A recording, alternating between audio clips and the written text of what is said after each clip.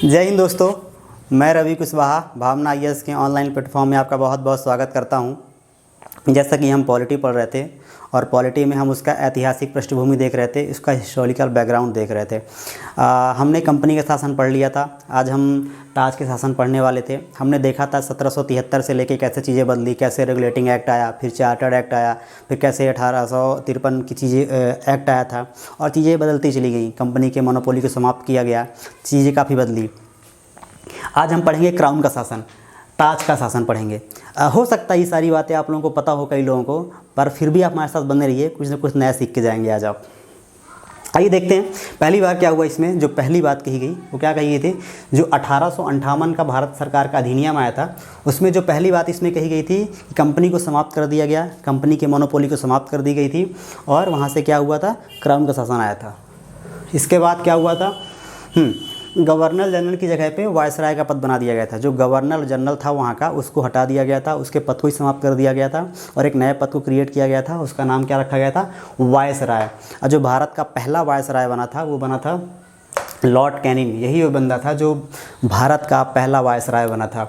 इसके आपको पता है कि वायसराय शब्द कहाँ से क्रिएट हुआ, ये शब्द कहाँ से आया वायसराय, आइए बताते हैं।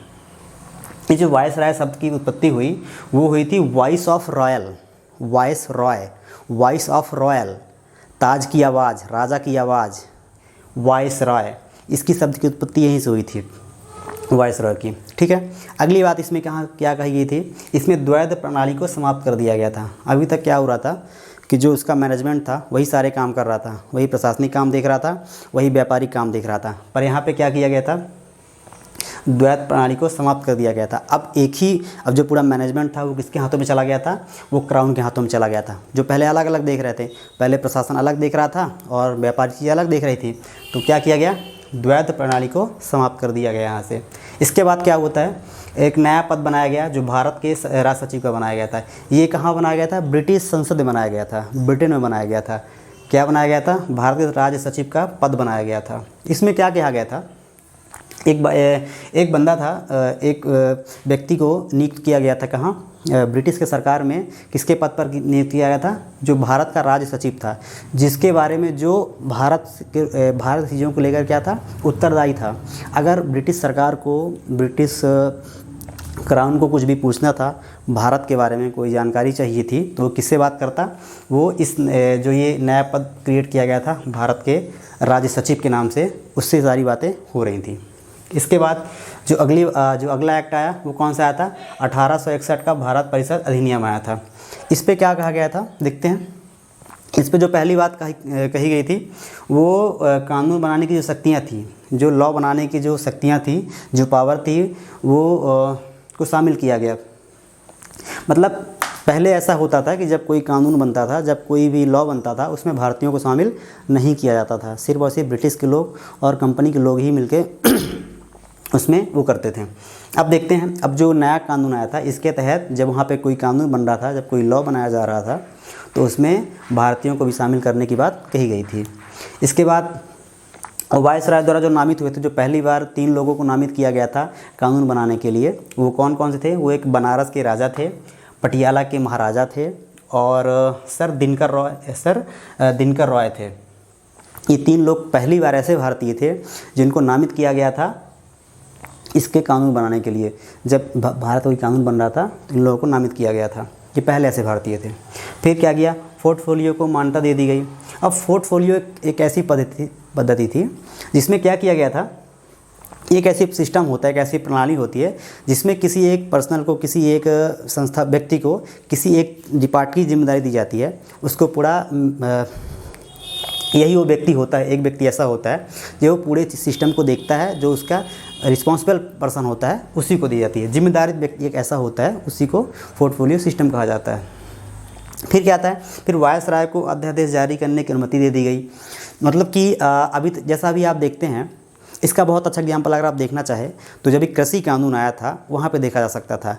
कृषि कानून का भारत में इतना विरोध क्यों हुआ, क्योंकि उसको जो लाने की प्रक्रिया थी वो अध्यादेश के द्वारा लाया गया था। और तो अध्यादेश एक ऐसी चीज़ होती है जिस पे आप आपातकालीन समय में, जब कोई संसद का सत्र ना चल रहा हो, तब आप कोई अगर कानून लाना चाहते हैं तो उसको ला सकते हैं अध्यादेश के मामले से। उसके कारण। तो यही अध्यादेश लाने का जो पहली बार चलन आया गया, जो बात कही गई थी वो कहाँ गई थी, 1861 के अधिनियम में कही गई थी। उसके बाद जो अगला परिषद आया था वो आया था 1852 का भारत परिषद अधिनियम आया था।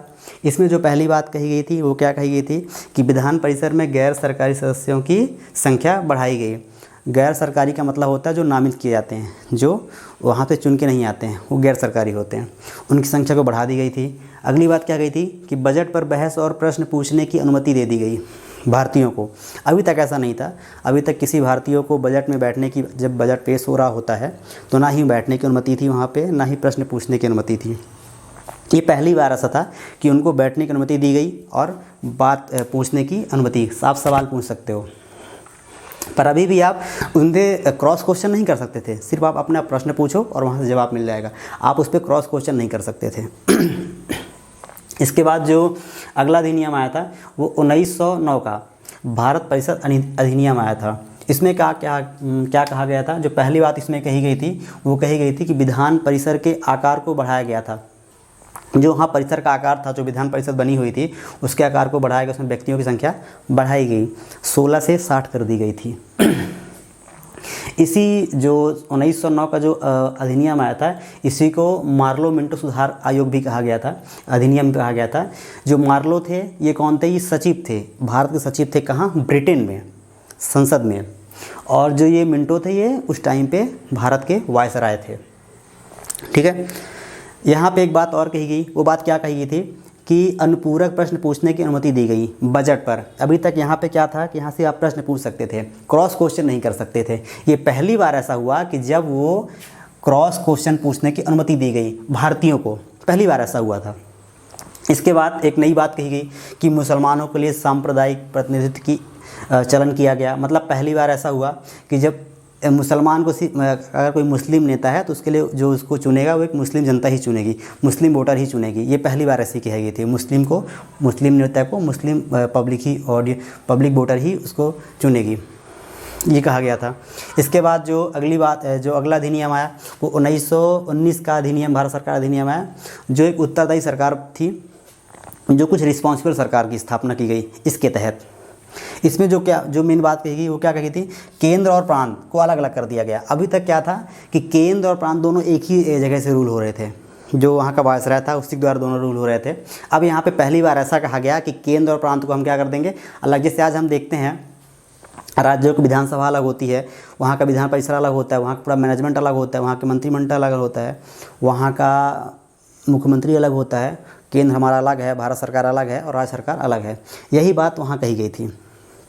क्या कही थी कि हम केंद्र को अलग करेंगे और प्रांत को अलग करेंगे, अपना कानून खुद बनाने की शक्ति दी गई। जैसे आज क्या है, अगर हमें राज्य सरकार में कोई कानून लागू करना है तो कौन बनाएगा, राज्य सरकार बनाएगी।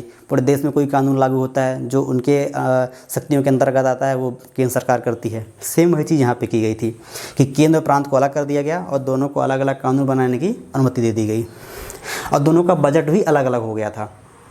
पहले क्या था कि दोनों का बजट सेम आ रहा था, यहाँ पे क्या कर दिया गया कि प्रांतों का बजट अलग कर दिया गया और केंद्र का बजट अलग कर दिया गया। और इसमें एक जो बहुत बड़ी जो चीज़ हुई थी, जिससे आज हम अपने करंट संसद का सिनेरियो है, जो हमारी आज प्रेजेंट की जो हमारी संसद है, जो हमारा पार्लियामेंट है, उसमें जो क्या है, 2 सदन है, एक राज्यसभा होता है, एक लोकसभा होता है। राज्यसभा को अपर हाउस कहते हैं, लोकसभा को लोअर हाउस कहते हैं।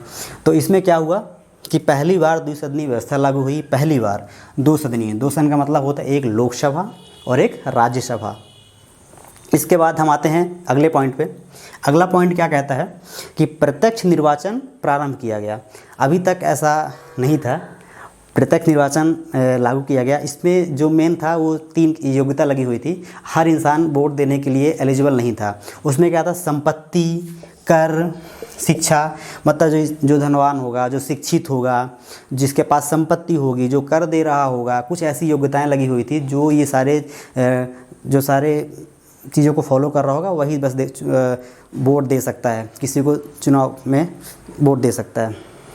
ठीक है, इसके बाद क्या था, लोक सेवा आयोग का गठन किया गया। इसकी अगला पॉइंट क्या कहा गया कि लोक सेवा आयोग को गठन किया गया।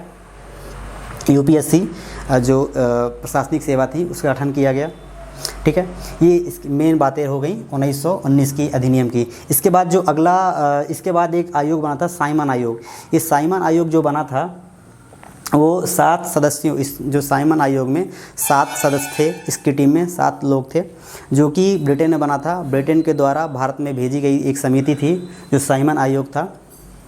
इसके जो अध्यक्ष थे वो साइमन थे, सर जॉन साइमन थे। सर जॉन साइमन इसके अध्यक्ष थे। और ये जो मेन बेसिकली भेजा गया था भारत, ये आयोग को भेजा गया था, वो भारत की समीक्षा करना था संविधान बनाने के लिए, एक संवैधानिक निकाय बनाने के लिए, एक संविधान की निर्माण करने के लिए, इसकी समीक्षा करने के लिए भेजा गया था। पर इसमें जो सबसे बड़ी बात थी उसमें कोई भारतीय नहीं था।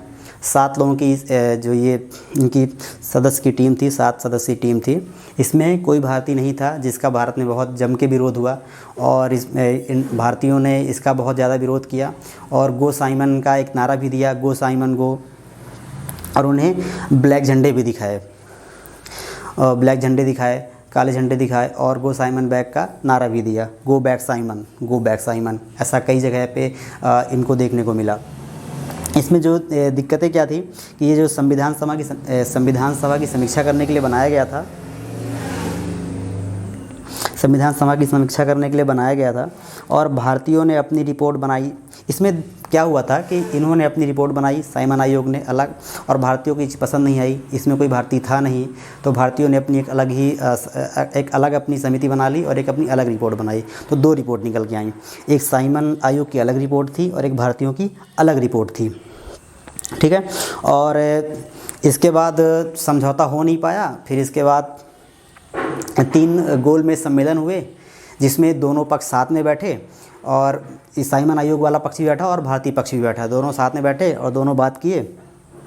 और जिसमें ब्रिटिश जो ब्रिटिश की तरफ से आए थे, जो भारत की तरफ से आए थे, और तब जाके बात आगे बढ़ पाई थी। जिसके बाद दोनों में सहमति बनी और जिसके बाद 1935 का एक्ट आया था, इसी के बाद आया था। इसके बाद 1935 का अधिनियम आया, भारत अधिनियम 1935, जिसमें कुछ मेन बातें कहेंगे। ये एक लंबा दस्तावेज था और जो भारत के संविधान का आधार बना। इसमें तकरीबन 321 धाराएं थी और 10 अनुसूचियाँ थीं। ये एक बहुत लंबा जो हमारा वर्तमान का संविधान है उसमें जो अधिकांश चीज़ें हैं वो इसी अधिनियम से ली गई हैं। आइए देखते हैं। इसमें जो पहली बात कही गई थी वो क्या कही गई थी कि 3 सूची होती हैं उनका प्रावधान किया गया। जो अभी जो हमारा वर्तमान का संविधान है उसमें भी 3 सूचियाँ होती हैं। एक होती है केंद्र की सूची, एक होती है राज्य की सूची और एक होती है समवर्ती सूची। जो केंद्र की सूची होती है उसमें केंद्र को शक्तियाँ दी जाती हैं, जो राज्य की सूची है उसमें राज्य की शक्तियाँ लिखी हुई हैं, जो समवर्ती सूची है उसमें दोनों कानून बना सकते हैं, राज्य भी बना सकता है, केंद्र भी बना सकता है। पर अगर दोनों में कॉन्फ्लिक्ट होता है, दोनों में कोई गतिरोध होता है, तो जो केंद्र का कानून होगा उसको सुपीरियर माना जाएगा, उसको प्राथमिकता दी जाएगी, वरीयता दी जाएगी। सेम वही चीज़ यहाँ पे कही गई थी कि इसमें 3 सूचियाँ बनाई जाएंगी। केंद्र की सूची बनाई जाएगी, प्रांत की बनाई जाएगी और समवर्ती बनाई जाएगी। केंद्र का जो केंद्र की सूची है, इस पर जो कानून बनाने का अधिकार था वो सिर्फ केंद्र को था। राज्य में सिर्फ राज्य को होगा कानून बनाने का अधिकार, और जो समवर्ती थी इसमें दोनों को होगा। पर जैसा मैंने बताया कि अगर दोनों में कॉन्फ्लिक्ट होता है तो जो सुपीरियर माना जाएगा, जो मान होगा वो केंद्र का होगा। तो कहीं ना कहीं झलक आती है इसमें केंद्रीकरण की, पर ठीक है। जो अगली बात कही गई थी इसमें 1935 के अधिनियम में, वो कही गई थी कि प्रांतों का द्वैध शासन को समाप्त किया जाएगा। द्वैध शासन का मतलब होता है जब एक ही जगह पे 2 बॉडी काम कर रही होती है, उसे द्वैध शासन कहते हैं। कि एक संस्था है उसमें केंद्र भी काम कर रहा है, राज्य भी काम कर रहा है। तो ये सब समाप्त किया गया था। अब जो राज्य के अंतर्गत काम थे वो राज्य कर रहे थे, प्रांत कर रहे थे, और जो केंद्र का था वो केंद्र कर रहा था। दोनों के जो द्वैध शासन था उसको समाप्त किया गया था। हम थोड़ा एक चीज़ ध्यान रखेंगे ना कि हम सब चीज़ों को शॉर्ट में पढ़ रहे हैं, ब्रीफ में पढ़ रहे हैं। तो ये बहुत बड़ा दस्तावेज था, ये तो इतना बड़ा दस्तावेज है कि 10 दिन पढ़ाएंगे तब भी कम पड़ जाएगा। हम उसको शॉर्ट में देख रहे हैं, ब्रीफ में देख रहे हैं, क्योंकि हमको मेन पढ़ना है, कॉन्स्टिट्यूशन पढ़ना है इंडिया का। इसमें जो अगली बात की गई थी वो संघीय न्यायालय की स्थापना की गई थी। पर ध्यान रखेंगे ये सुप्रीम कोर्ट नहीं था, ये सर्वोच्च न्यायालय नहीं था, पर एक संघीय न्यायालय की स्थापना की गई थी इसी के अंतर्गत। एक अगली बात कही गई थी, वो क्या कही गई थी कि मतदान का अधिकार जो था वो 10% लोगों तक और बढ़ा दिया गया। अभी तक मतदान का अधिकार तो था, मैंने आपको बताया था कि उसमें संपत्ति कर की जो शिक्षा की जो योग्यता लगी हुई थी उसको थोड़ा सा और बढ़ा दिया गया। अब कहाँ तक, मतलब जो पहले कम था उसको और बढ़ा के 10% तक कर दिया गया था। इसमें जो अगली बात कही गई थी, जो बहुत मुख्य बात थी, जो आरबीआई की स्थापना की गई थी, इसमें जो एक मेन बात कही थी वो क्या कही थी कि 1935 के अधिनियम में कि हम एक आरबीआई की स्थापना करेंगे जो पूरे देश में मौद्रिक चीज़ों को मैनेजमेंट करेगा, जो संभालेगा, उसकी स्थापना की जाएगी। ठीक है। और इसमें जो एक और बात कही गई थी कि यूपीएससी के साथ साथ पीसीएस, अब पीसीएस मैंने इसलिए लिख दिया कि आज के समय में पीसीएस बोलते हैं, पहले कुछ और बोलते थे उसको, पहले प्रांतीय सेवा बोला जाता था। तो संघ लोक सेवा आयोग तो चल ही रहा था, उसके साथ साथ क्या चल गया था कि जो संघ के लिए एक यूपीएससी संस्था काम करेगी और जो प्रांतों के लिए एक प्रांतीय संस्था काम करेगी। आज के तर्ज पे देखें तो यूपीएससी और पीसीएस, जैसे आज भी क्या होता है, राज्यों के लिए अलग एग्ज़ाम होते हैं पीसीएस के और केंद्र के लिए अलग यूपीएससी के होते हैं। फिर इसके बाद जो अगला अधिनियम आता है 1947 का, भारतीय स्वतंत्रता अधिनियम 1947, ये अगला कानून होता है। इसमें जो बातें कही गई थी वो मेन जो सबसे मुख्य बात है वो क्या था कि जो कौन थे, जो उस तत्कालीन ब्रिटिश जो प्रधानमंत्री थे वो कौन थे, क्लीमेट एटली। ये कौन थे, क्लीमेट एटली जो थे वो उस टाइम के तत्कालीन प्रधानमंत्री थे ब्रिटिश सरकार के। उन्होंने एक बात की, उन्होंने कहा कि 20 फरवरी 1947 को ब्रिटिश सरकार के जो पीएम थे उन्होंने घोषणा कर दी। कब की थी घोषणा, 20 फरवरी को। उन्होंने घोषणा क्या की, उन्होंने ये कहा कि 30 जून 1947 तक ब्रिटिश शासन समाप्त कर दिया जाएगा। यहाँ से भारत के जो राज्य है, जो भारत एक जिन्होंने अधिग्रहण किया था, उन्होंने भारत पे अधिकार किया हुआ था, उनका ये कहना था कि हम 30 जून तक भारत को छोड़ के चले जाएंगे, भारत को आज़ाद कर देंगे, भारत को स्वतंत्र कर देंगे, उनका ये कहना था। जिस पर मुस्लिम लीग ने क्या किया, आंदोलन कर दिया, क्योंकि मुस्लिम लीग को पता था कि अगर एक बार ये अंग्रेज़ चले गए तो फिर भारत हम अपना पार्टीशन नहीं करवा पाएंगे, हम एक अलग देश नहीं बना पाएंगे। इन्होंने हंगामा कर दिया और मुस्लिम लीग ने आंदोलन कर दिया और विभाजन की बात कही। उन्होंने कहा कि हमको एक अलग देश चाहिए, मुस्लिम लीग ने ऐसा कहा। पर 3 जून 1947 को लॉर्ड माउंटबेटन ने विभाजन की योजना को पेश किया। उन्होंने इनकी बात को मान ली, उन्होंने मुस्लिम लीग की बात, वो इतनी ज़्यादा अड़ गए थे बात में, कई बार समझौता किया गया, कई बार साथ बैठाया गया, बातों को समझाया गया कि भाई ऐसा मत करो, पर उन्होंने माना नहीं। उन्होंने अपनी बात पे अड़े रहे, जो जिन्ना साहब थे वो बातों पे अड़े रहे, वो माने नहीं बात को। फिर आगे बात बढ़ी तो जो लॉर्ड माउंटबेटन थे, इन्होंने क्या किया, बातों को मान लिया और फिर विभाजन का प्रस्ताव पेश किया, जिस पे मुस्लिम लीग और कांग्रेस दोनों सहमत हो गए थे कि चलो ठीक है, अब जब नहीं हो रही बात तो मान ली जाती है। दोनों की बात मान ली गई थी और जिससे फिर देश का हमारा विभाजन हो गया और 15 अगस्त 1947 को भारत एक संप्रभु देश बना, एक स्वतंत्र देश बना और हम आज़ाद हुए। इस पे जो राष्ट्र संप्रभु हो गया, 2 राष्ट्र बने, एक पाकिस्तान बना और एक भारत बना। पाकिस्तान 2 टुकड़ों में बना था, एक पूर्वी पाकिस्तान बना था और एक पश्चिमी पाकिस्तान। जो आज का जिसे हम बांग्लादेश कहते हैं वो उस टाइम का पूर्वी पाकिस्तान था और वो तो फिर सन 71 की लड़ाई के बाद वहाँ नया देश बना था और पश्चिमी पाकिस्तान जो आज का करंट पाकिस्तान है वो बना था। तो ऐसा ही कुछ था इसका जो हिस्टोरिकल बैकग्राउंड था, जो इसका ऐतिहासिक पृष्ठभूमि थी। हमने बहुत ब्रीफ में पढ़ा है, हमने बहुत संक्षेप में पढ़ा। ये तो इतने बड़े बड़े एक्ट हैं, कानून हैं कि इन्हें आप 1 महीने भी पढ़ोगे तब भी कम पड़ जाएंगे, पर हमने क्या है, हम सब ब्रीफ में पढ़ेंगे, हमें आगे चीज़ों को पढ़ना है। हम इसके बाद जब संविधान पढ़ेंगे, जब कॉन्स्टिट्यूशन पढ़ेंगे तो उसको थोड़ा सा विस्तार से पढ़ेंगे, अच्छे से पढ़ेंगे। तो बहुत बहुत धन्यवाद आपका, हमारे साथ बने रहिए। नमस्कार।